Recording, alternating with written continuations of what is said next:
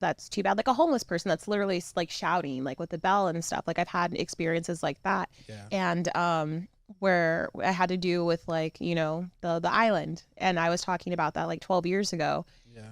and screaming at like at the lungs. I was like, I don't understand, like literally just heartbroken. Like I felt so much sadness. Like it broke me to know that there's so many horrible things going on and like having to like digest that.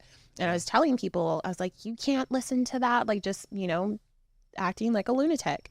Hmm. Rightfully so though. And then it comes out later. And I've had people apologize to me too. Like Hmm. they're like, hey, I'm so sorry. Like I just, it's one of those things that just sounds too unbelievable for it to be true. And then it comes Yeah. out, you know. But as far as like snake people, I don't really know.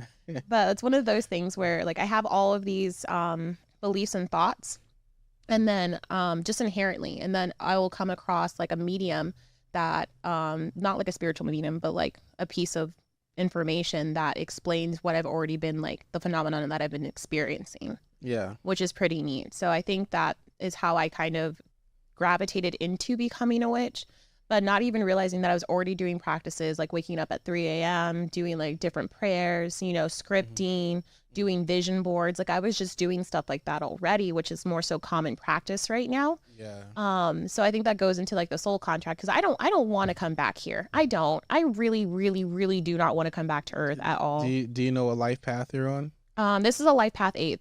So I'm a Okay. life path 8, and this is an 8 year too, and it's also the year of the Aquarius, and I'm an Aquarius rising, which is awesome. So I was like, thank God, because like I'm so tired. So like the first half of the year, like honestly, like it's so funny. It's it's wild because like it is a life path, and then like this is me coming into myself, and like for a lot of life path 8s, and not only that, there's a lot of opportunity right now in this year for people to really go for like their dreams and things like that because it's the fall of like capitalism. I don't know if that's going to get flagged or not, but like it's just not the way that the system's working right now isn't it's not sustainable. So Yeah. people have to kind of awaken themselves to who they want to be and how they're going to be, because if you're true to yourself then you're always going to be okay, Yeah. which is insane. But I think this is the most that we've ever seen people, and it has to do with social media as well, but I don't think it's because of social media.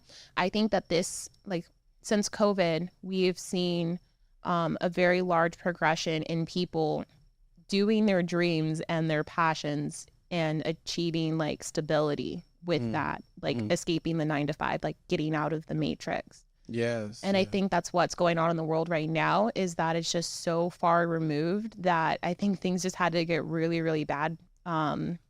Really, really bad. And like our souls just to be really, really sad just to, you know, kind of like Hmm. burst out of their bubbles and be like, you know, you came here to live this way. And I think there is like an energetic like sadness. Like you walk into a room of mourning people and like you can feel the sadness. And I feel Yeah. like the whole entire planet's mourning on its own level.